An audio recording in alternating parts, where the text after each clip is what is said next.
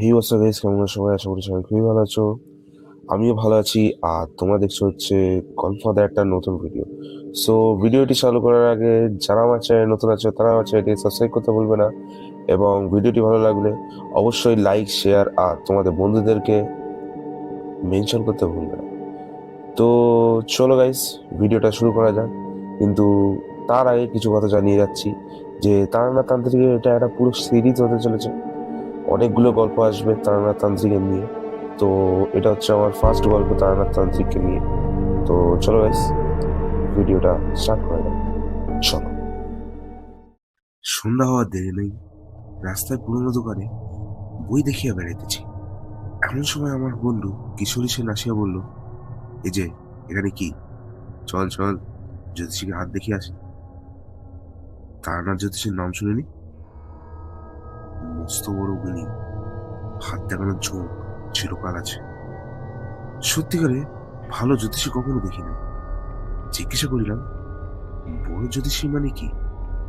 যা বলে তা সত্যি হয়? আমার অতীত ও বর্তমান বলে দিতে পারবে? ভবিষ্যতের কথা বললে বিশ্বাস হবে না। বর্তমান বলতে পারে?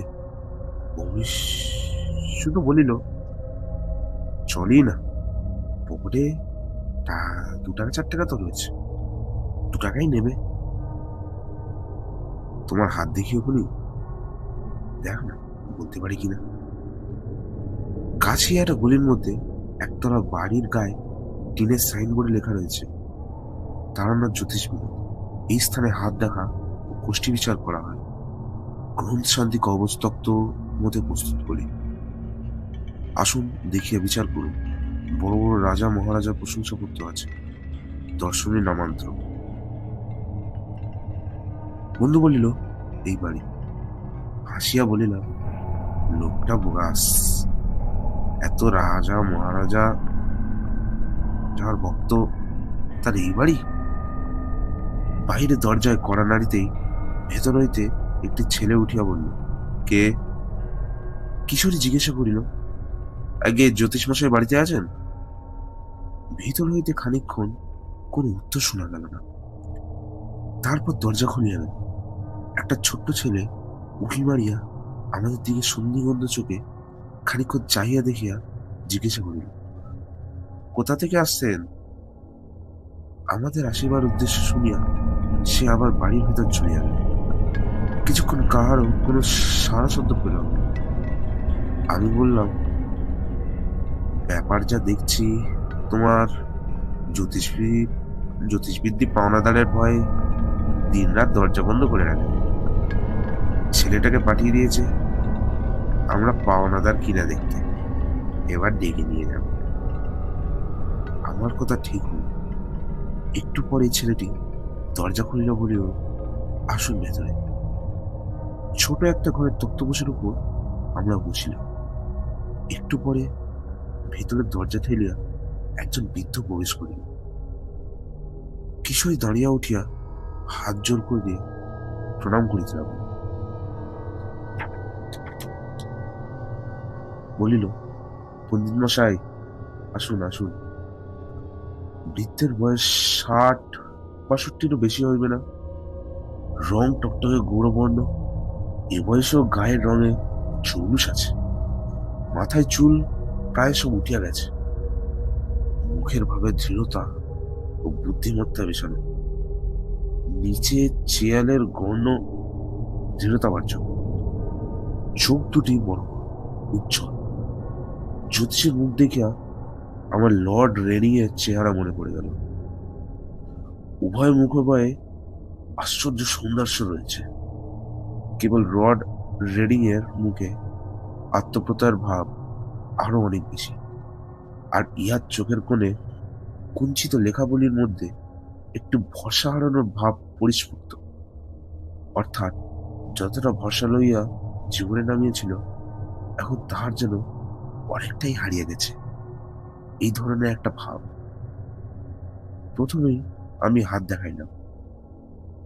বৃদ্ধ নির্মিষ্টনে খানিকটা দেখিয়া আমার মুখের দিকে চাহিয়া বলিল, আপনার জন্মদিন 15ই শ্রাবণ, 1305 সাল। ঠিক আপনার বিবাহ হয়েছে 1327 সাল, এই 15ই শ্রাবণ, ঠিক? কিন্তু জন্ম মাসে বিয়ে তো হয় না। আপনার হলো কেমন করে? এরকম তো দেখিনি। কথাটা খুব ঠিক। বিশেষ কইরা আমার দিনটা মনে হয়েছিল এই জন্য যে আমার জন্মদিন ও বিবাহের দিন একই হওয়াতে বিবাহের সময় ইহা লইয়া খুব বেশি একটু গোলমাল হয়েছিল। তারানাথ জ্যোতিষী নিশ্চয়ই তা জানে না। সে আমাকে কখনো দেখি নাই। আমার বন্ধু কিশোরী সেনও জানে না। তার সঙ্গে আলাপ মোটে 2 বছরের, তাও এক ব্রিজ খেলার আড্ডায়, সেখানে ঘনিষ্ঠ সাংসারিক কথাবার্তার কোনো অবকাশ ছিল না। তারপর বৃদ্ধ বলিল, আপনার 2 ছেলে 1 মেয়ে। আপনার স্ত্রীর শরীর বর্তমানে বড় খারাপ যাচ্ছে। ছেলেবেলায় আপনি একবার গাছ থেকে পড়ে গিয়েছেন কিংবা জলে ডুবে গিয়েছেন। মোটের ওপর আপনার মস্ত বড় ফাড়া গিয়েছে 13 বছর বয়সে। সব কথাই ঠিক। লোকটার কিছু ক্ষমতা আছে দেখিতেছি। হঠাৎ তারানাথ বলিল, বর্তমানে আপনার বড় মানসিক কষ্ট যাচ্ছে, কিছু অর্থ নষ্ট হয়েছে। সে টাকা আর পাবেন না, বরং আরো কিছু ক্ষতিযোগ আছে। আমি আশ্চর্য হইয়া ওনার মুখের দিকে চাইলাম। মাত্র 2 দিন আগে কলুটোলা স্ট্রিটের মোড়ে ট্রাম হইতে নামিবার সময় 5খানা নোট শুদ্ধ মানিব্যাগটা খোয়া গিয়েছে। লজ্জায় পড়িয়া কথাটা কাউকে প্রকাশ করিনি। তারানাথ বোধহয় থট রিডিং জানে, কিন্তু আরো ক্ষতি হইবে তাহা কেমন করিয়া লইয়া বলিতেছে। এ- এটুকু বোধহয় ধাপ্পাবাজি করিতেছে জানে। যাই হোক, সাধারণ হাত ধরা গণকের মতো মন বুঝিয়া শুধু মিষ্টি মিষ্টি কথা বললেই না।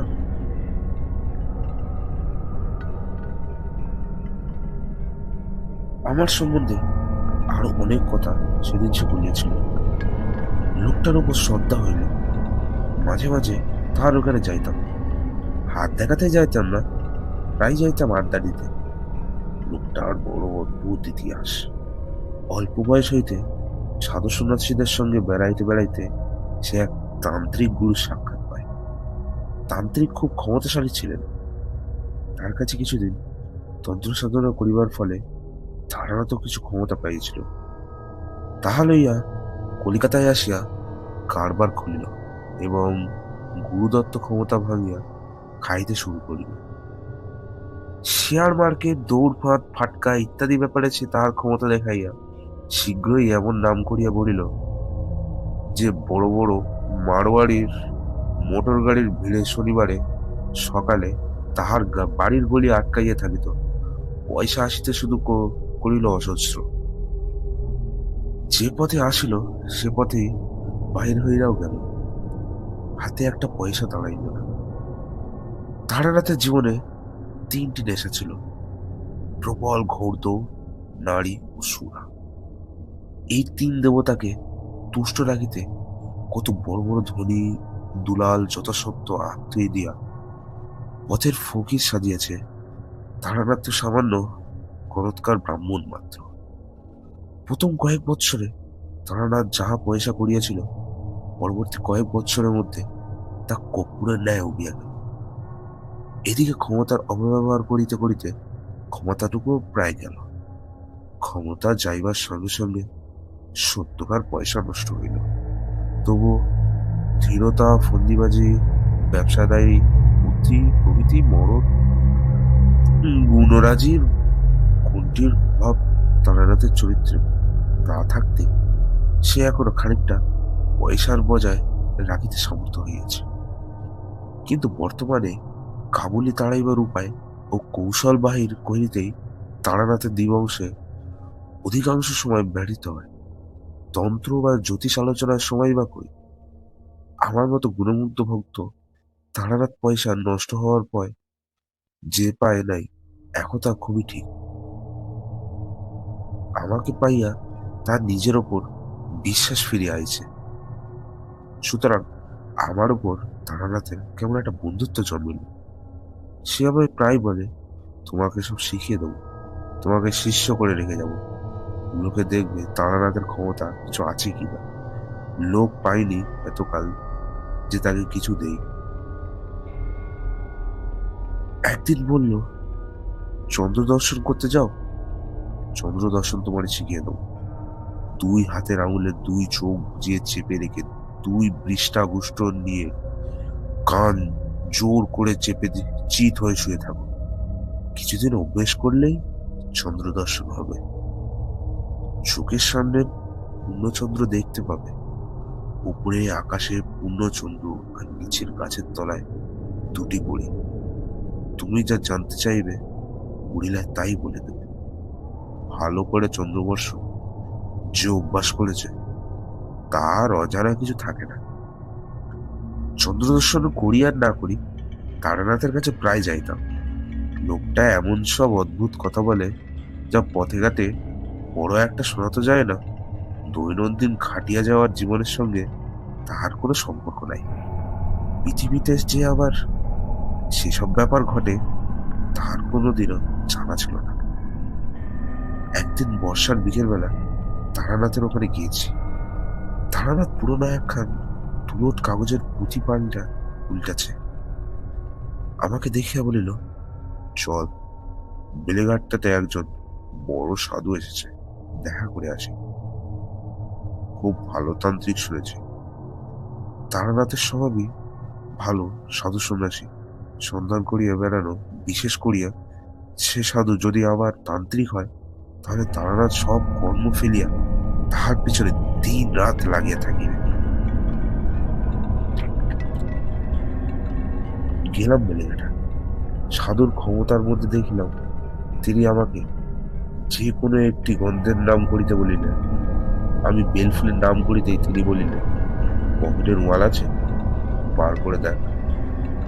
রুমাল বার করিয়া দেখি তাহাতে বেলফুলের গন্ধ ভ্রমণ করিতেছে।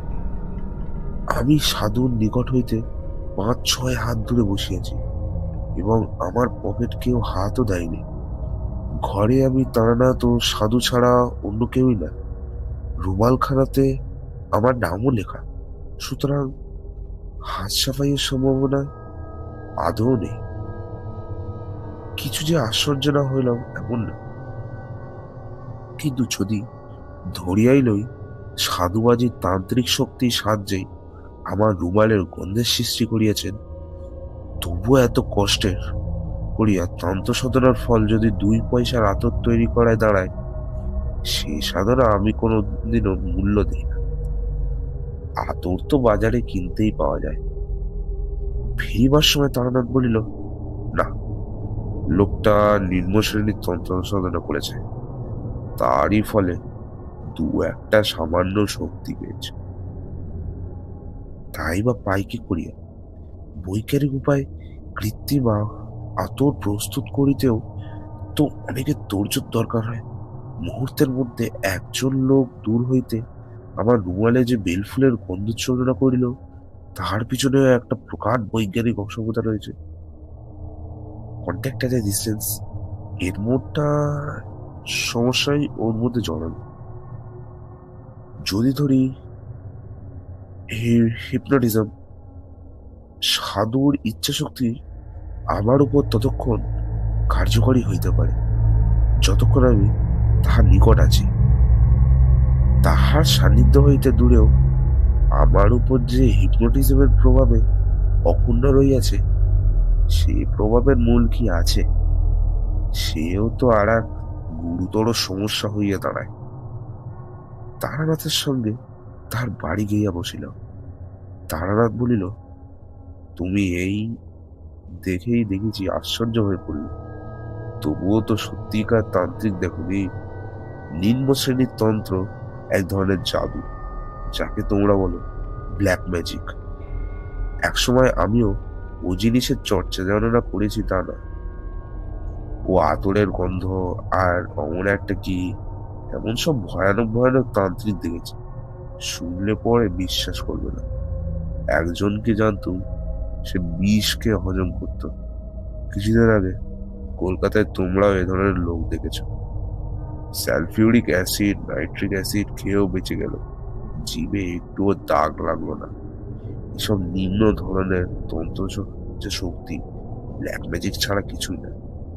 এর চেয়েও অদ্ভুত শক্তির তান্ত্রিক দিয়েছি। কি হলো জানো? ছোটবেলায় আমাদের দেশ বাঁকুড়াতে এমন এক নামকরা সাধু ছিলেন। আমার এক খুড়িমা তার কাছে গিয়ে দীক্ষা নিয়েছিলেন। আমাদের ছেলেবেলায় আমাদের বাড়ি প্রায় আসতেন। তিনি আমাদের খুব ভালোবাসতেন। আমাদের বাড়ি এলেই আমাদের নিয়ে গল্প করতে বসতেন। আর আমাদের প্রায় বলতেন, দুই চোখের মাঝখানে ভুরুতে একটা জ্যোতি আছে, ভালো করে চেয়ে দেখিস, দেখতে পাবি। খুব এক মনে চেয়ে দেখিস। মাস 2-3 পর আমার একদিন জ্যোতি দর্শন হইল। মনে ভাবলাম, চন্দ্র দর্শনের মতো নাকি। মুখে জিজ্ঞাসা করলাম, কি ধরনের জ্যোতি? ঠিক নীল বিদ্যুৎ শিখার মতো। প্রথম একদিন দেখলাম সন্ধ্যার কিছু আগে বাড়ির পিছনে পেয়ারা তলার বসে সাধুর কথা মতো নাকের উপর ঘন্টাখানেক চেয়ে থাকতাম। সব দিন ঘটে উঠত না, হপ্তার মধ্যে 2-3 দিন বসতাম। মাস 3 পর প্রথম যদি দর্শন হইল, নীল লিকলিক একটা শিখা আমার কপালের মাঝখানে, ঠিক সামনে, খুব স্থির। মিনিট খানেক ছিল প্রথম দিন। এভাবে ছেলেবেলাতেই সাধু সন্ন্যাসী ও যোগ ইত্যাদি ব্যাপারে আকৃষ্ট হয়ে পড়ি। বাড়িতে আর মন টেকে না। ঠাকুমার বাক্স ভেবে একদিন কিছু টাকা নিয়ে পালিয়ে গেলাম একেবারে সোজা কাশিতে। একদিন অহল্যাবাইয়ের ঘাটে বসে আছি। সন্ধ্যা তখন উত্তীর্ণ হয়নি। মন্দিরে মন্দিরে আরতি চলছে। এমন সময় লম্বা চওড়া চেহারা সাধুকে খড়ম পায়ে দিয়ে কমণ্ডলু হাতে ঘাটের বৈঠায় নামতে দেখলাম। তার সারা দেহ এমন কিছু একটা ছিল যা আমাকে আর অন্যদিকে চোখ ফেরাতে দিল না।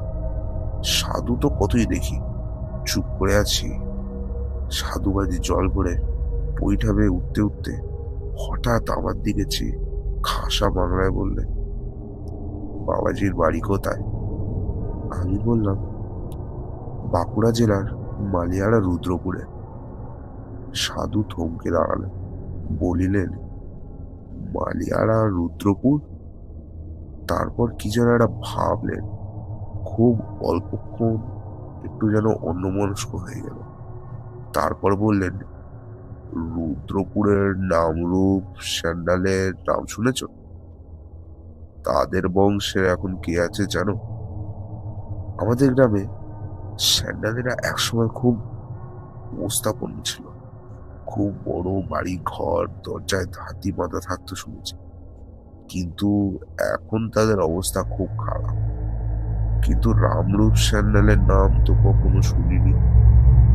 সন্ন্যাসীকে সশ্রমে সে কথা বলতে তিনি হেসে বললেন, তোমার বয়স আর কতটুকু, তুমি জানবে কি করে? খেয়াঘাটের কাছে শিব মন্দিরটি আছে তো। খেয়াঘাট? রুদ্রপুরে নদীই নেই, মজে গিয়েছে কোন কালে। এখন তার উপর দিয়ে মানুষ গরু হেঁটে চলে যায়। তবে পুরনো নদীর খাতের ধারে একটা বহু প্রাচীন জীর্ণ শিব মন্দির জঙ্গলাবৃত হয়ে পড়ে আছে বটে। শুনেছি স্যান্ডালদেরই কোন পূর্বপুরুষ শিব মন্দিরটি প্রতিষ্ঠা করেছে। কিন্তু এসব কথা ইনি কি করে জানলেন? বিস্ময়ের সুরে বললাম, আপনি আমাদের গায়ের কথা অনেক জানেন দেখছি। সন্ন্যাসী মৃদু হাসলেন। এমন হাসি শুধু স্নেহময় বৃদ্ধা পিতামহের মুখেই দেখা যায়। তার অতি তরুণ অবোধ পৌরত্বের কোনো ছেলে মানুষের কথার জন্য। সত্যি বলছি, সে হাসির স্মৃতি আমি এখনো ভুলতে পারিনি। খুব উঁচু না হলেও অমন হাসি মানুষ হাসতে পারে না। তারপর খুব শান্ত সন্দেহ কৌতূহলের সুরে বললেন, বাড়ি থেকে বেরিয়েছিস কেন? ধর্মকর্ম করবি বলে? আমি কিছু উত্তর দেওয়ার আগে তিনি আবার বললেন, বাড়ি ফিরে যা, সংসার ধর্ম করলে যা, এ পথ তোর নয়, আমার কথা শোন।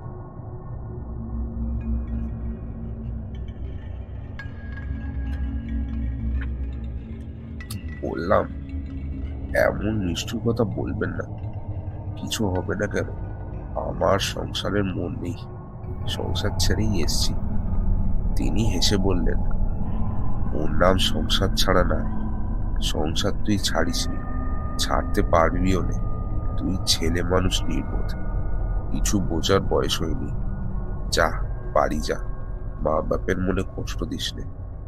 কথা শেষ করে তিনি চলে যাচ্ছেন দেখে আমি বললুম, কিন্তু আমাদের পাড়া গাঁয়ের কথা কি করে জানলেন, বলবেন না?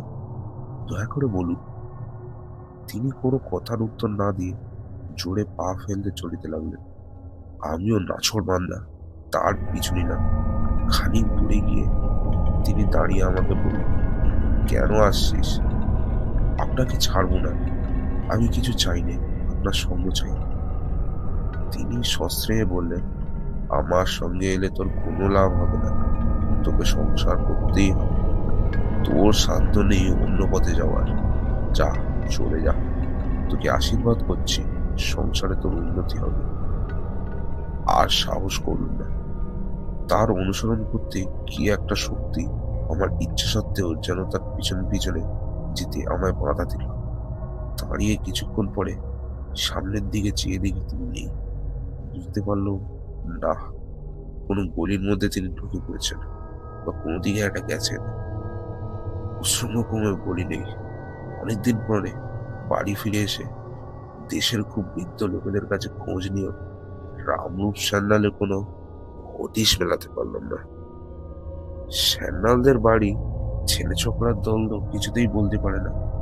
ওদের এক শরীর জলপাইগুড়িতে ডাকঘরে কাজ করতে। তিনি পেনশন নিয়ে সেবার শীতকালে বাড়ি এলেন। কথায় কথায় তাকে একদিন প্রশ্নটা তিনি পড়াতে তিনি বললেন, দেখো, আমাদের ছেলেবেলায় বড় জেঠামশাইয়ের কাছে একখানা খাতা দেখেছি, তাতে আমাদের বংশের অনেক কথা লেখা ছিল। বড় জ্যাঠামশাইয়ের এইসব শখ ছিল। অনেক কষ্ট করে নানা জায়গায় হাঁটাহাঁটি করে বংশের কুলোজি জোগাড় করতেন। তার মুখে শুনেছি 4-5 পুরুষ আগে আমাদেরই বংশে রামরূপ সান্যাল নদীর ধারে ওই মন্দির প্রতিষ্ঠা করেছিলেন। রামরূপ সাধক পুরুষ ছিলেন, বিবাহ করেছিলেন, ছেলে মেয়েও হয়েছিল, কিন্তু সংসারে তিনি বড় একটা লিপ্ত ছিলেন না। রামরূপ বড় ভাই ছিলেন রামনিধি। প্রথম যৌবনে অবিবাহিত অবস্থায় তিনি সন্ন্যাসী হয়ে গৃহত্যাগ করলেন, আর কখনো দেশে ফেরেননি। অন্তত 150 বছর আগের কথা হবে। জিজ্ঞাসা করল, ওই শিব মন্দিরটাও ওরকম মাঠের মধ্যে বেপাক্কা জায়গা কেন? তা নয়, ওখানে তখন বকুতা নদী ছিল, খুব স্রোত ছিল, বড় বড় কিস্তি চলত। কোনো নৌকা একবারে ওই মন্দিরের নিচে ঘাটে মারা পড়ে বলে ওর নাম লাভাঙার খেয়াঘাট। প্রায় চিৎকার করে উঠে বলল, খেয়াঘাট? তিনি অবাক হয়ে আমার দিকে চেয়ে বললেন, হ্যাঁ, জ্যাঠামশাইয়ের মুখে শুনেছি, বাবার মুখে শুনেছি, তাছাড়া আমাদের পুরোনো কাগজপত্রেও আছে শিব মন্দির প্রতিষ্ঠিত হয়েছিল লাভাঙার খেয়াঘাটের উপর। কেন বলো তো? এসব কটা তোমার জানবার কি দরকার হলো? বইটই লিখছো নাকি? ওদের কাছে কোনো কথা বলিনি, কিন্তু আমার দৃঢ় বিশ্বাস হলো, এবং সেই বিশ্বাস আজও আছে, যে কাশীর সেই সন্ন্যাসী রামরূপের দাদা রামনিধি নিজেই কোনো অদ্ভুত যৌগিক শক্তি বলে 150 বছর পরেও বেঁচে আছেন। বাড়িতেই কিছুদিন পরে আবার সাধু সন্ন্যাসীর সন্ধান পেল। বীরভূমে এক গ্রামে শুনলাম সেখানকার শ্মশানে এক পাগলি থাকে। সে আসলে খুব বড় তান্ত্রিক সন্ন্যাসী। পাগলির সাথে দেখা করলাম নদীর ধারে শ্মশানে। ছেঁড়া একটা কাঁথা জড়িয়ে পড়ে আছে। যেমন ময়লা কাপড় চোপড় পরনে, তেমনি মনের জল পাকানো চোখ। আমাকে দেখেই সে গেল মহা চোটে। বললে, বেরো এখান থেকে, কে বলেছে তোরে আসতে? আলুথালু বিকট মলিন চেহারা দেখে মনে হবে যে ভাবে এসছিল সেটাকে কুটি কষ্টে চেপে বললাম, মা, আপনাকে শিষ্য আমার আপনার শিষ্য করে নিন আমাকে। অনেক দূর থেকে এসেছি, দয়া করুন আমার উপর। পাগলি চেঁচিয়ে উঠে বলল, পালা এখান থেকে, বিপদে পড়বি। আঙুল দিয়ে গ্রামে দেখিয়ে বলল, যা। নির্জন শ্মশান, ভয় হলো ওর মূর্তি দেখে। কি জানি মারবে টারবে নাকি, পাগল মানুষকে বিশ্বাস নেই। সেদিন চলে এলাম, কিন্তু আবারও গেলাম তারপর দিনে। পাগলি বললে, আবার কেন এলি? বললাম, মা, আমাকে দয়া করে। পাগলি বলল, দূর হ, দূর হ, বেরো এখান থেকে। তারপর রেগে আমার মারলে এক লাথি, বলে, ফের যদি আসিস তবে বিপদে পড়বি, খুব সাবধান। রাত্রে শুয়ে শুয়ে ভাবলাম, না, এখান থেকে চলে যাই, আর এখানে না। কি এক পাগলের পাল্লায় পড়ে প্রাণটা যাবে দেখছি কোনদিন। শেষ রাতে স্বপ্ন দেখলাম পাগলি এসে যেন আমার সামনে দাঁড়িয়েছে। সে চেহারা আর নেই। মৃদু হাসি মুখে আমায় যেন বলিল, লাথিটা খুব লেগেছে না রে, তা রাগ করিস নে, কাল যাস আমার ওখানে। সকাল হতেই আবার গেলাম। উমা, স্বপ্ন টপ্ন সব মিথ্যে। পাগলি আমায় দেখে মার মূর্তি হয়ে শ্মশানের একখানা পোড়া কাঠ আমার দিকে ছুঁড়ে মারলে। আমিও তখন মরিয়া হয়েছি। বললাম, তুমি তবে রাত্রে আমায় বলে গিয়েছিলে কেন স্বপ্নে? তুমিই তো আসতে বললে, তাই এলাম। পাগলি খিলখিল করে বসে বলল, তোকে বলতে এসেছিলাম স্বপ্নে, তোর মুন্ডু চিবিয়ে খেতে গেছিলাম, যা বেরো। কেন জানি না, ওই পাগলি আমাকে অদ্ভুতভাবে আকৃষ্ট করেছে।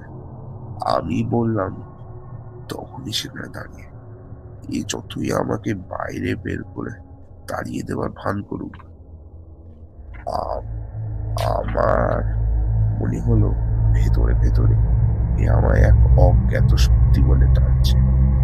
হঠাৎ সে বলল, ও সেখানে। আঙুল তুলিয়ে দেখিয়ে দিল। তার আঙুল তুলে দেখিয়েবার সময় ভঙ্গিটা যেন খুব রাজা জমিদারের ঘরের কর্ত্রীর মতো। তার সে হুকুম পালন না করে উপায় নেই, কাজেই বসতে হলো। সে বললে, কেন এখানে এসে বিরক্ত করছিস বলতো? তোর দ্বারা কি হবে? কিছু হবে না। তোর সংসারে এখন পুরো ভোগ রয়েছে, আমি চুপ করেই থাকি। খানিকটা বাদে পাগলিটা বলল, আচ্ছা, কিছু খাবি? আমার এখানে বলে এসছিস, তার উপর আমার বামুন, তখন কিছু খাওয়ানো দরকার। বল, কি খাবি? পাগলির শক্তি কদ্দূর দেখবার জন্য বড় কৌতূহল হলাম। এর আগে লোকের মুখে শুনে এসেছি, যা চাওয়া যায় সাধু সন্ন্যাসীরা এনে দিতে পারত। কলকাতায় গন্ধ বাগবাজির কাছে খানিকটা যদিও দেখেছি, সে আমার ততটা আশ্চর্য বলে মনে হয়নি। বললাম, খাবো, অমৃতি, জিলাপি, ক্ষীরের বরফি, আর বর্তমান কলা। পাগলি এক আশ্চর্য ব্যাপার করলেন। শ্মশানে কতগুলো পোড়া কয়লা পাশেই বসেছিল, হাতে তুলে নিয়ে বলল, এনে খা, ক্ষীরের বরফি। আমি তো অবাক, প্রস্তুত করছি দেখি সে পাগলের মতো খিল খিল করে কি একরকম অসন্দ হাসি এসে বললেন, খা খা, ক্ষীরের বরফি খা। আমার মনে হলো, এই তো দেখছি পুরো পাগল, কোনো কাণ্ড জ্ঞান নেই। এর মাথায় মরা পুরানো কয়লা মুখে দেবো, ছি ছি। কিন্তু আমার তখন আর ফেরবার পথ নেই। অনেক দূরে গিয়েছি, দিলাম সেই কয়লা মুখে পড়ে, যা থাকে কপালে বড় করে থু থু করে ফেলে সেই বিশ্রী বিশ্বাস চিতার কয়লা টুকু মুখ থেকে বার করে ফেলে দিল। পাগলি আবার খিলখিল করে উঠল। রাগের দুঃখে আমার চোখে তখন জল এসছে। কি বোকামি করেছি এখানে এসে, এই পাগল ছাড়া আর কিছু না। বদ্ধ উন্মাদ পাড়াগাঁয়ের ভূতরা সাধু বলে নাম উঠিয়েছে। পাগলি হাসি থামিয়ে বিদ্রুপের সুরে বলল, খেলি আপনি বর্তমান কলা, পেটুক কোথাকার, পেটের জন্য এসছে শ্মশানে আমার কাছে। দূর হ জানোয়ার, দূর হ। আমার ভয়ানক রাগ, অমন নিষ্ঠুর কথা আমায় কখনো কেউ মুখের ওপর বলিনি। একটিও কথা না বলে আমি তখনই সেখান থেকে ছুটে চলে এলাম। বললে বিশ্বাস করবে না, আবার সেদিন শেষ রাতে পাবলিকে স্বপ্ন দেখলাম। আমার শিওরের দিকে দাঁড়িয়ে হাসি হাসি মুখে বলছে, রাগ করিস রে, হাসিস আজ, রাগ করে না। ছি, এখনো পর্যন্ত আমার সন্দেহ হয় পাগলিকে স্বপ্নে দেখছিলাম না জাগ্রত অবস্থায় দেখছিলাম। যা হোক, জেগে উঠে আমার আর রাগ রইল না। পাগলি আমায় জাদু করলে নাকি? গেলাম আবার দুপুরে। এবার কিন্তু তার মূর্তি ভারী প্রচন্ড। বললে, আবার এনেছিস, আবার এসছিস দেখি। আচ্ছা নাচর বান্দা তো তুই। আমি বললাম, কেন বাঁদর নাচাচ্ছ আমায় দিয়ে? দিনে অপমান করে বিদায় করে আবার রাত্রে গিয়ে আসতে বললো। এরকম ভয়বান করে নাও, তোমার লাভ কি? পাগলি বললে, পারবি তুই? সাহস আছে? ঠিক যা বললো তা করবি? বললাম, আছে, যা বলবে তাই করব, দেখোই না পরীক্ষা করে। সে অদ্ভুত প্রস্তাব করলে। সে বললে, আজ রাত্রে আমায় তুই মেরে ফেল, কড়া টিপে মেরে ফেল, তারপর আমার মৃতদেহের উপর বসে তোকে সাধনা করতে হবে। নিয়ম বলে দেবো, বাজার থেকে মদ কিনে নিয়ে আয়, আর দুটো চাল ছোলা ভাজা। মাঝে মাঝে আমার মৃতদেহ হাওয়া করে বিকট চিৎকার করে উঠবে, তখন তখন আমার মুখে একদম মদ আর দুটো চাল ছোলা দিবে। ভোর রাত পর্যন্ত এমনি মরার ওপর বসে মুদ্রা জপ করতে যাবে। রাতে হয়তো অনেক রকম ভয় পাবি। যারা এসে ভয় দেখাবে তারা কেউ মানুষ নয়, কিন্তু তাদের ভয় করো না। ভয় পেলে সাধারণত মৃত্যু হবেই, প্রাণ পর্যন্ত হারাতে পারে। কেমন, রাজি? ও যে কথা অমন করে বলবে তা বুঝতে পারিনি। তা শুনে তো অবাক হয়ে গেলাম। বললাম, সব পারবো, কিন্তু মানুষ খুন করা আমায় দিয়ে হবে না। আর তুমি বা আমার জন্য মরবে কেন? পাগলি রেগে বললে, তবে এখানে কেন মরতে এসেছিলি মুখ পোড়া? বেরো তোরা। আরো নানা রকম অশ্লীল গালাগালি দিলে। ওর মুখে কিচ্ছু বাঁধে না, মুখ বড় খারাপ। আমি আজকাল ওগুলো আর তত গায়ে রাখিনি, সেই গা সওয়া হয়ে গিয়েছে। বললাম, রাগ করছো কেন? একটা মানুষকে খুন করা কি মুখের কথা? আমি না ভদ্রলোকের ছেলে? পাগলি আবার মুখ বিকৃত করে বলল, ভদ্রলোকের ছেলে? ভদ্রলোকের ছেলে তবে এ পথে এসছিস কেন রে? অল্প পেট ঘাটের মলা। তন্ত্র মন্ত্রের সাধনা ভদ্রলোকের কাজ নয়। যা গিয়ে কামিজ চাদর পেয়ে এসে চাকরি কর গিয়ে। বেরো। বললাম, তুমি শুধু রাগই করো, পুলিশের হাঙ্গামার কথাটা ভাবছো না। আমায় যখন ফাঁসি যাবে তখন ঠেকাবে কে?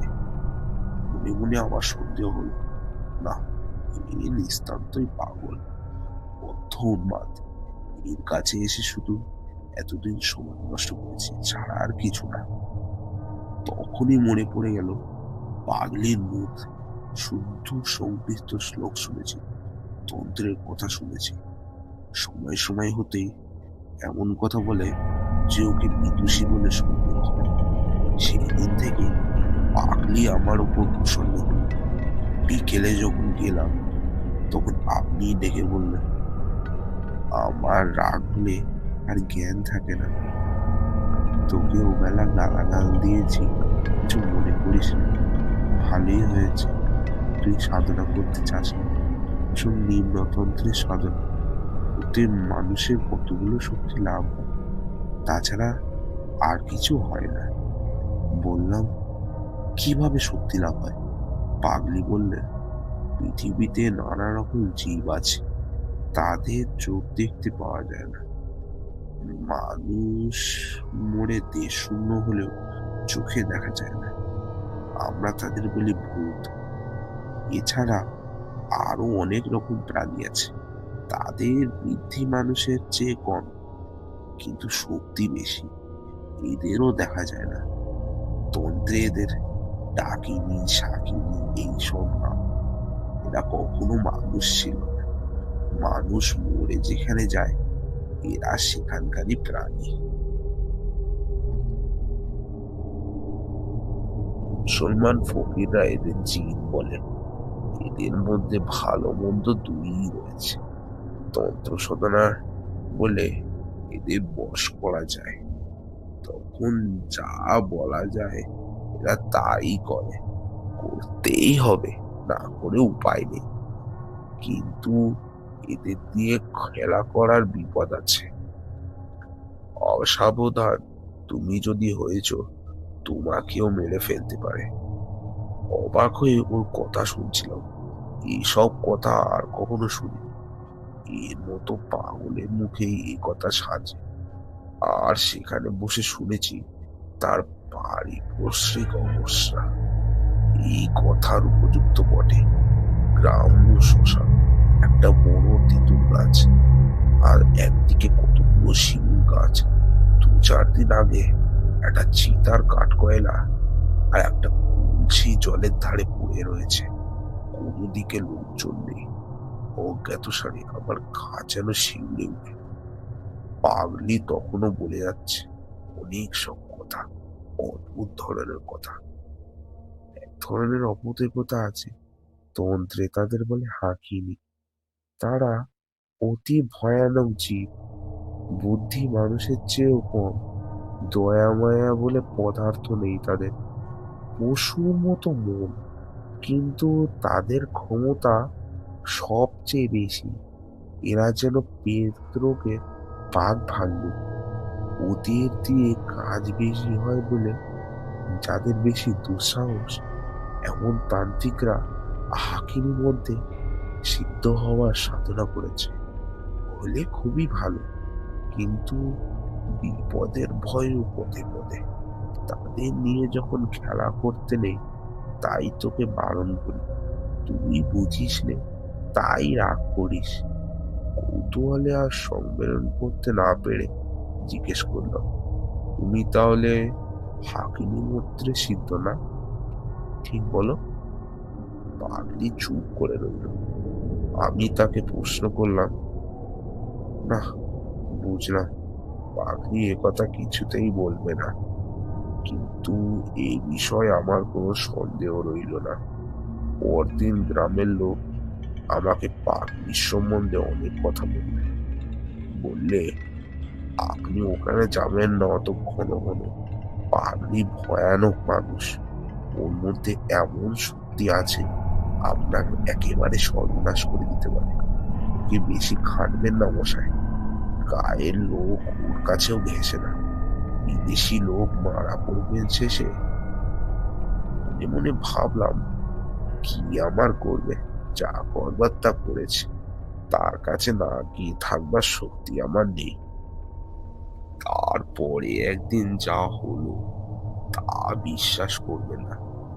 একদিন সন্ধ্যার পরে পাগলির কাছে গিয়েছি, কিন্তু এমন ভাবে গিয়েছি পাগলি না টের পায়।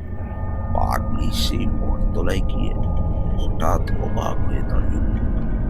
বটতলার পাগলি বসে নেই, তার বদলে একটি ষোড়শী বালিকা গাছের গুঁড়িতে ঠেস দিয়ে সামনের দিকে চেয়ে রয়েছে। চোখের ভুল না মশাই, আমার তখন কাঁচা বয়স, চোখে ঝাপসা দেখার কথা না, স্পষ্ট দেখলাম। ভাবলাম, তাই তো, এ আবার কে এলো? চাই কিনা চাই। 2-1 পা এগিয়ে সংকোচের সঙ্গে জিজ্ঞেস করলাম, মা, তিনি কোথায় গেলেন?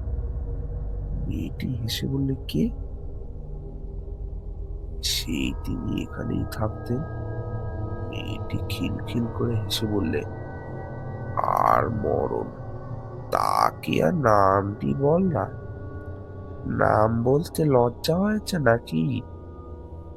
আমি চমকে উঠলাম। সেই পাগলি তো! সেই হাসি, সেই কথা বলার ভঙ্গি! এই ষোড়শী বালিকার মধ্যে সেই পাগলি রয়েছে লুকিয়ে। সে এক অদ্ভুত আকৃতি, ভেতরে সেই পরিচিতা পাগলি, বাহির এক অপরিচিতা রূপসী ষোড়শী বালিকা। মেয়েটি হেসে ঢলে পড়ে আর কি, বললে, এসো না, বসো না, এসে পাশে। লজ্জা আর কি! আহা, এত লজ্জার দরকার নেই, এসো। হঠাৎ আমার বড় ভয় হলো। মেয়েটি রকম রকম, আমায় ভালো বলে মনে হলো না। তাছাড়া আমার দৃঢ় বিশ্বাস হলো এই পাগলি আমায় কোন বিপদে ফেলবার চেষ্টায় আছে। ফিরে চলে যাচ্ছি, এমন সময় পরিচিত কণ্ঠের ডাক শুনে থমকে দাঁড়ালাম। দেখি বটতলায় পাগলি বসে আছে, আর কেউ কোথাও নেই।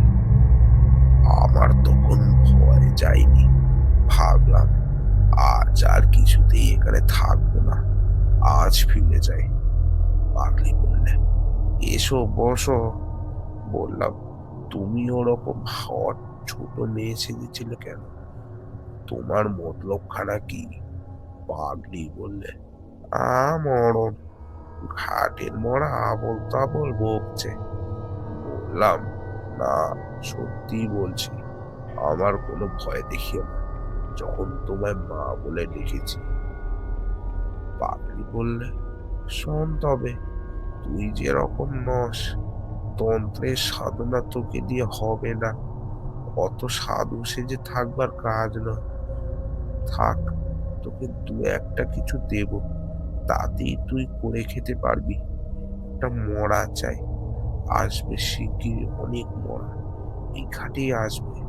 ততদিন অপেক্ষা কর, কিন্তু যা বলে দেব তাই করবি। রাজি আছিস?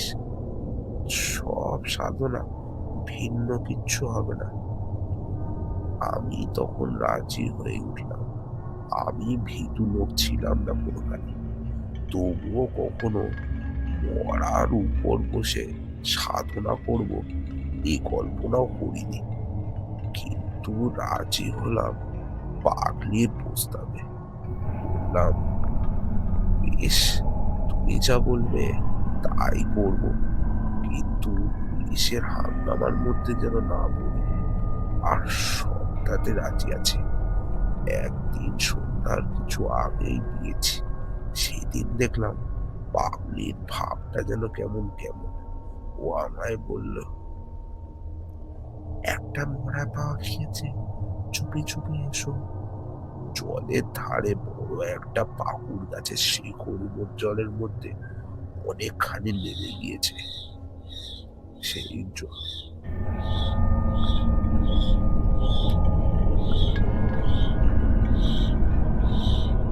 জলের ধারে একটা পুকুর গাছে শিকড় জলের মধ্যে অনেকখানি নেমে গিয়েছে। সেই ঝোড়ানো পাকুড় জলমগ্ন শিকড়ের মধ্যে একটা ১৬-১৭ বছর মেয়ের মরা বেঁধে আছে। কোন ঘাট থেকে ভেসে এসছে বোধহয়। ও বললে, তোর মরাটা শিকড় বেয়ে নেমে যা, জলের মধ্যে ওরা হালকা হবে, তোকে তুলে শিকড়ে রেখে দে, ভেসে না যায়।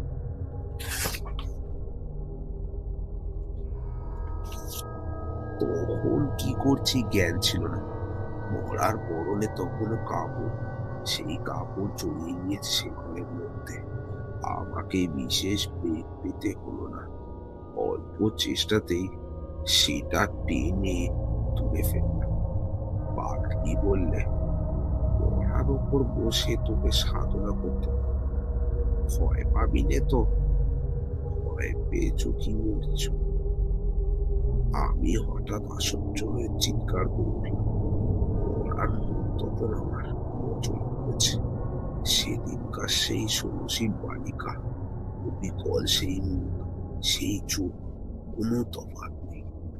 পাগলি বললে, চেঁচিয়ে মরছিস কেন? ও আপদ। আমার মাথার মধ্যে কেমন গোলমাল গিয়ে তখন পাগলিকে দেখে তখন আমার অত্যন্ত ভয় হলো। মনে মনে ভাবলাম, এ অতি ভয়ানক লোক দেখছি। গায়ের লোকে ঠিকই বলে, কিন্তু ফেরবার পথ আমার বন্ধ। পাগলি আমায় যা যা করতে বলে সন্ধ্যের থেকে আমায় তাই করতে হবে। সব সাধনায় অনুষ্ঠান সম্বন্ধে সব কথা তোমার বলবার নয়। সন্ধ্যার পর থেকেই আমি সবের উপর আসন করে বসলাম। পাগলি একটা অর্থশূন্য মন্ত্র আমাকে বললে, সেটাই জপ করতে হবে অনবরত। আমার বিশ্বাস হয়নি যে এতে কিছু হয়।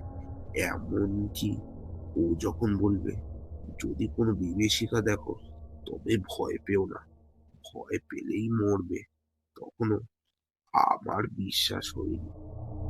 রাত্রি দুপুর হলো ক্রমে। নির্জন শ্মশান, কেউ কোনো দিকে নেই। নিরদ্র অন্ধকারে দিকবাদিক লুকিয়েছে। পাগলি যে কোথায় গেল তা আমি আর দেখিনি। হঠাৎ একপাল শিয়াল দেখে উঠল নদীর ধারে একটা মশার ঝোপের আড়ালে। শিয়ালের ডাক তো কতই শুনে, কিন্তু সেই ভয়ানক শ্মশানে এক টোটকা মরার উপর বসে সেই শিয়ালের ডাকে আমার সর্বাঙ্গ শিউরে উঠল। ঠিক সঙ্গে সঙ্গে আর একটি ব্যাপার ঘটল। বিশ্বাস করা না করা তোমারই ইচ্ছে, কিন্তু তোমার কাছে মিথ্যে বলে আমার কোনো স্বার্থ নেই। আমি তারানাথ জ্যোতিষী, বুঝি কেবল পয়সা। তুমি আমাকে এক পয়সা দেবে না, সুতরাং তোমার কাছে মিথ্যে বলে যাব কেন?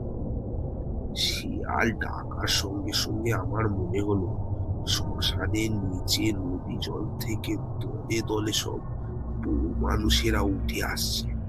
অল্প বয়সী মুখ, মুখে ঘোমটা টানা, জল থেকে উঠে এলো, অথচ কাপড় ভিজে নয় কারো। দলে দলে একটা, দুটো, পাঁচটা, 10টা, 20টা, তারা সকলে এসে আমায় ঘিরে দাঁড়ালো। আমি এক মনে মন্ত্র জপ করছি, ভাবছি যা হয় হবে। একটু পরে ভালো করে চাইতে গিয়ে দেখি আমার চারপাশে একটাও বউ নয়, সব বড়রা পাখি। বীরভূম নদীর চরে যথেষ্ট হয়, দু পায়ে বউয়ের ভাবে হাঁটে, ঠিক যেন মানুষের মতো। এক মুহূর্তে মনটা হালকা হয়ে গেল। তাই উড়ি উড়ি পাখি। চিন্তা আমার সম্পূর্ণ শেষ হয়নি।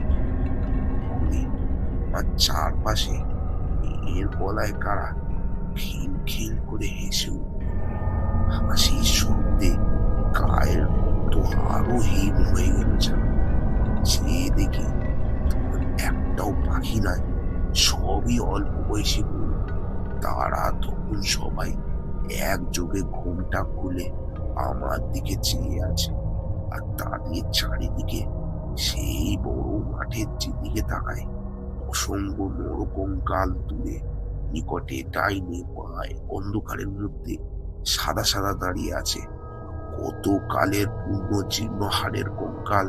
তাদের অনেকগুলো হাতের সব আঙুল নেই, অনেকগুলো হাড় রোদে চটা হয়ে ক্ষয়ে গিয়েছে। কোনটার মাথার খুলি ফুটো, কোনটার পায়ের নলির হাড় ভেঙে পেকে আছে। তাদের মুখ নানা দিকে ফেরানো, দাঁড়বার ভঙ্গি দেখে মনে হয় কেউ যেন তাদের বহু যত্নে তুলে ধরে দাঁড় করিয়ে রেখেছে। কঙ্কালের আড়ালে পেছন থেকে যে লোকটা এসে খাড়া করে রেখেছে, সে যেই ছেড়ে দেবে অমনি কঙ্কালগুলো হুড়মুড় করে ভেঙে পড়ে যাবে। জীর্ণ ভাঙাচোরা তোবড়ানো নানা ধর হাড়ের রাশি স্তূপাঙ্কার হয়ে উঠবে। অথচ তারা যেন সবাই সজীব, সব সকলেই আমাকে পাহারা দিচ্ছে। আমি যেন প্রাণ দিয়ে এই শ্মশান থেকে পালাতে না পারি। হাড়ের হাত বাড়িয়ে একযোগে সবাই যেন আমার গলা টিপে মারবার অপেক্ষায় আছে। উঠে সোজা দৌড় দেব আমি। এমন সময় দেখি আমার সামনে এক অতি রূপশ্রী বালিকা আমার পথ আগলে হাসি মুখে দাঁড়িয়েছে। এই আবার কে? যা হোক, সব রকম ব্যাপারের জন্য আজ প্রস্তুত না হয়ে সব সাধনা করতে নামি। আমি কিছু বলবার আগে মেয়েটি হেসে বললেন, আমি ষোড়শী, মহাবিদ্যার মধ্যে শ্রেষ্ঠ।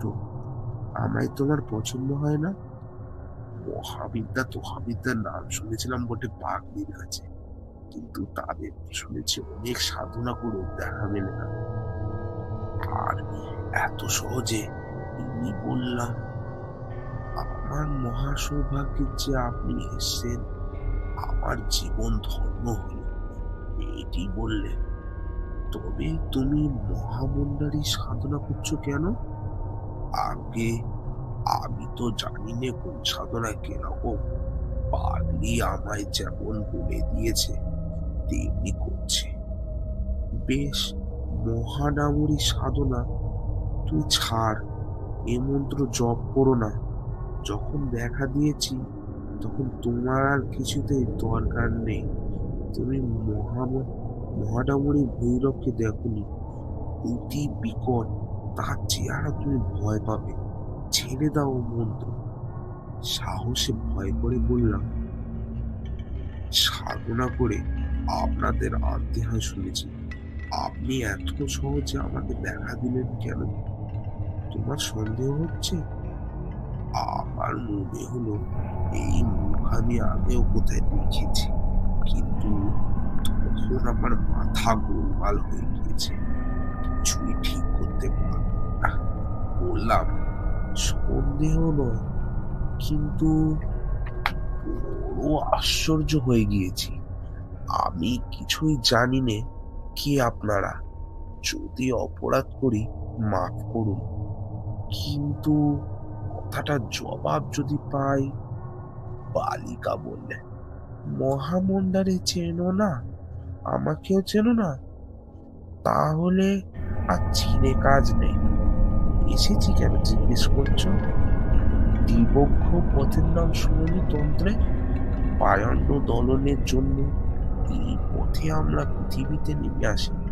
তোমার মন্ত্রে দীর্ঘক্ষ পথে সারা জেগেছে, তাই ছুটে দেখতে এলাম। কথাটা ভালো বুঝতে পারলাম না, ভয়ে ভয়ে বললাম, তবে আমি কি খুবই পাষণ্ড? বালিকা খিলখিল করে হেসে উঠল, বললে, তোমার বেলায় এসছি সম্প্রদায় রক্ষার জন্য, অত ভয় কিসের? আমি না তোমাকে লাথি মেরেছি, শ্মশানের পোড়া কাঠ ছুঁড়ে মেরেছি? তোকে পরীক্ষা না করে কি সাধনার নিয়ম বলে দিয়েছি তোকে? আমি ভয়ানক আশ্চর্য হয়ে গিয়েছি। বলে কি? এটি আবার বললে, কিছু মহানামরীর বড় ভীষণ রূপ, তোর যেমন ভয় সে তুই পারবি না, ও ছেড়ে দে। আমি তখন তাই দিলাম, যখন বললেন তাই দিলাম। ঠিক কথা দিলি? দিলাম। এ সময় শবদের উপরে বসে আছি, তার দিকে আমার নজর পড়ল। পড়তেই ভয় ও বিস্ময়ে আমার সর্বশরীর কেমন হয়ে গেল। সব দেহের সঙ্গে সম্মুখে ষোড়শী চেহারার কোনো তফাৎ নেই। একই মুখ, একই রং, আর একই বয়স। বালিকার ব্যঙ্গের হাসি হেসে বলল, চেয়ে দেখেছিস কি? আমি কথার উত্তর দিলাম না। কিছুক্ষণ থেকে আমার মনে সন্দেহ ঘনিয়ে এসেছিল, সেটা মুখেই প্রকাশ করতে বললাম, কে আপনি? আপনি কি সেই শ্মশানের পাগলিও নাকি? একটা বিকট নতুনের হাসি রাত্রির অন্ধকার ছিঁড়ে ফেলে চৌচির হয়ে গেল। সঙ্গে সঙ্গে মাঠময়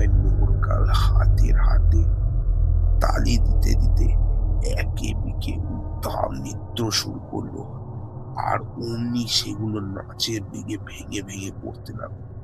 কোন কঙ্কালের হাত খসে গেল, কোনোটার মেরুদণ্ড, কোনোটার কপালের হাড়, কোনোটার বুকের পাঁজরগুলো। তবুও তাদের নৃত্য সমানেই চলছে। এদিকে হাড়ের রাশি উঁচু হয়ে উঠল, আর হাড়ে হাড়ে লেগে কি বিধ্বংস ঠক ঠক শব্দ। হঠাৎ আকাশের এক প্রান্ত যেন জুটিয়ে গুটিয়ে কাগজের মতো হয়ে গেল, আর সেই ছিদ্রপন্থে যেন এক বিকট মূর্তি নারীর উন্মাদিনীর মতো আলু থালু বেশে নেমে আসছে দেখলাম। সঙ্গে সঙ্গে চারপাশে বনের শিয়ালের দল আবার ভেঙে উঠল। বিশ্রী মরা পচার দুর্গন্ধে চারিদিক পূর্ণ হয়ে গেল। পিছনের আকাশটা আগুনের মতো রাস্তা মেঘেছে গেল। তার নিচে ছিল শকুনি উঠছে। সেই গভীর রাতে শিয়াল চিৎকার ও নরকঙ্কালের ঠোকাঠুকি শব্দ ছাড়া সেই ভয়ানক রাতে বাকি সব জগৎ নিস্তব্ধ, সৃষ্টি নিথুর। আমার গা শিউরে উঠল আতঙ্কে। পিশাচিটা আমার দিকেই যেন ছুটে আসছে। তার আগুনের ভাটার মতো জ্বলন্ত দুটো চোখের ঘৃণা, নিষ্ঠুরতা ও বিদ্রুপ মেশানো সে কি ভীষণ ক্রূর দৃষ্টি। সে প্রতিদ্বন্দ্ব সে শেয়ালের ডাক, সে আগুন রাঙা মেঘের সঙ্গে পিশাচির সেই দৃষ্টি মিলে গিয়েছে একই উদ্দেশ্যে। সকলেই তারা আমাকে নিষ্ঠুর ভাবে হত্যা করতে চায়। যে সবটার উপর বসে রয়েছে সে সবটা চিৎকার করে কেঁদে উঠে বলল, আমায় উদ্ধার কর। রোজ রাত্রে এমনি হয়, আমারে খুন করে মেরে ফেলছে বলে আমার গতি হয়নি। আমারে উদ্ধার কর। কতকাল আছি এই সকালে, 56 বছর, কাকেই বা বলি, কেউ দেখে না রে। ভয় দিশেহারা হয়ে আমি আসন ছেড়ে উঠে দৌড় দিলাম। পূবে ফর্সা হয়ে এসছে, বোধ হয় অজ্ঞান হয়ে পড়েছিলাম। জ্ঞান হলে চেয়ে দেখি আমার সামনে সেই পাগলি বসে মৃদু মৃদু ব্যঙ্গের হাসি হাসি। সেই বটতলায় আমি আর পাগলি দুজনে। পাগলি বললে, যা, তোর দৌড় বোঝা গিয়েছে। আসল ছেলে পালিয়েছিলি না? আমার শরীর তখনও রিমঝিম করছে। বললুম, কিন্তু আমি ওদের দেখেছি। তুমি যে ষোড়শী মহাবিদ্যার কথা বলতে, তিনি এসেছিলেন। পাগলি মুখ টিপে হেসে বললে, তাই তুই ষোড়শীর রূপ থেকে মন্ত্রযন্ত্র ছেড়ে দিলি? দূর, সব হাকিনীদের মায়া, ওরা সাধনার বাধা। তুই ষোড়শীকে চিনিস না। ত্রিষোড়শীর সাক্ষাৎ রূপ, সাক্ষাৎ ব্রহ্মশক্তি এবং দেবী তারক্ষী। তুই মহাষোড়শী সুন্দরী। কহাদি সাধনা ভিন্ন, তিনি প্রকট হয় না। কহাদি উচ্চ শক্তির সাধনা, তুই তার জানিস কি? ওসব মায়া। আমি সন্ধি ছুড়ে বললাম, তিনি অনেক কথা বলেছিলেন যে আরো এক বিকট মূর্তি পিশাচির মতো চেহারা নারী দেখেছি। আমার মাথা ঠিক ছিল না। তারপরেই মনে পড়লো পাগলির কথাও কি একটা তার সঙ্গে যেন হয়েছিল। কি সেটা? পাগলি বললে, তোর ভাগ্য ভালো, শেষকালে যে বিকট মূর্তি মেয়ে দেখেছিলিস তিনি মহাডামরী মহাভৈরবী। তুই তার তেজ সহ্য করতে পারলি নে রে, আসন ছেড়ে ভাগলি কেন? তারপর সে হঠাৎ হি হি করে হেসে উঠল। মুখ পোড়া বাঁদর কোথাকার। দেখা পাবেন ভৈরবের। আমি যাদের নাম মুখে আনতে সাহস করিনি, হাকিমদের নিয়ে কারবার করি, অল্পে অল্পে তোদের দেখিয়ে দিয়েছি। তুই তো সবসময় আমার সামনে বসে আছিস বটতলায়। কোথায় গিয়েছিস তুই? সকাল কোথায়? এখন যে সারা রাত সাধনা করে আসন ছেড়ে আলি, এই তো সবে সন্ধে। হ্যাঁ, আমার চমক ভাঙল। পাগলি কি ভয়ানক লোক! সত্যি তো সবে মাত্র সন্ধ্যা হয়। আমার সব কথা মনে পড়ল। এসছে ঠিক বিকেল 6টায়। আষাঢ় মাসের দীর্ঘ বেলা, মোড়া ডাঙায় তোলা সব সাধনা, নরকঙ্কাল, ষোড়শী, উড়ন্ত চিল, শকুনির ঝাঁক, সব আমার ভ্রম। হতভম্বের মতো বুঝলাম কেন এমন ভোলালে আর মিথ্যে এত ভয় দেখালে। পাগলি বললে, তোকে বাজিয়ে নিচ্ছিলাম, তোর মধ্যে সেই জিনিস নেই, তোর কর্ম নয় তন্ত্রের সাধনা। তুই আর কোনোদিন এখানে আসার চেষ্টা করবি না, এলে তার দেখা পাবি না। বললাম, একটা কথা শুধু উত্তর দাও, তুমি তো অসাধারণ শক্তিধর, তুমি ভেলকি নিয়ে থাকো কেন, উচ্চতন্ত্রের সাধনা করো না কেন? পাগলি আবার একটু গভীর হল, বললে, তুই সে বুঝবি নে, মহাসুদশী, মহাডামুরি, ত্রিপুরা, এরা মহাবিদ্যা, ব্রহ্মশক্তির নারী রূপ। এদের সাধনা এক জন্মে হয় না। আমার পূর্ণজন্ম এমনি কেটেছে, এ জন্ম গেল, গুরুর দেখা পেলাম না। যা, তুই ভোগ, তোর সঙ্গে এসব বকে কি করবো? তোকে কিছু শক্তি দিলাম, তবে রাখতে পারবি না বেশি দিন। যা, পালা। চলে এলাম। সে আর 40 বছরের কথা। আর যাইনি, ভয়ই যাইনি। পাগলির দেখাও পাইনি আর কোনোদিন। তখন চিনতাম না, বয়স ছিল কম।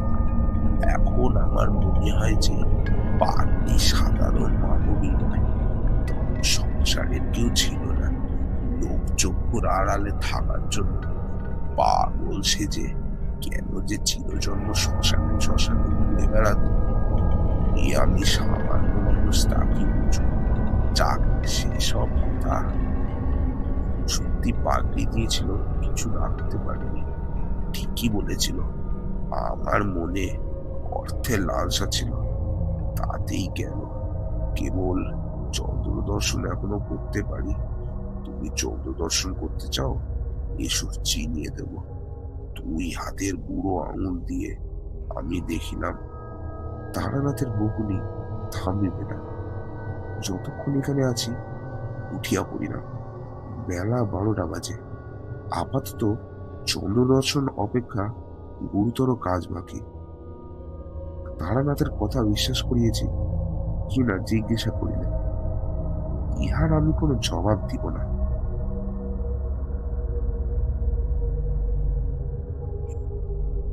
তো গাইস, কেমন লাগলো তোমাদের গল্পটা অবশ্যই জানাবে। আমার এটা হচ্ছে ফার্স্ট সিরিজ তারানাথ তান্ত্রিকের। তো এবার আরো সব মানে তারানাথের গল্প আসতেই থাকবে। তো গল্পটা কেমন লাগলো অবশ্যই কমেন্টে জানিও। এরকম আরো গল্প শুনতে হলে চ্যানেলটাকে সাবস্ক্রাইব করে আর বেল আইকনটা টিপে আমাদের পাশে থাকো। আর আমাদের ইনস্টাগ্রাম চ্যানেলটাও গল্প ফাঁদ, আর ফেসবুক চ্যানেলও গল্প ফাঁদ, সেটাও ফলো করতে ভুলবে না। বাই।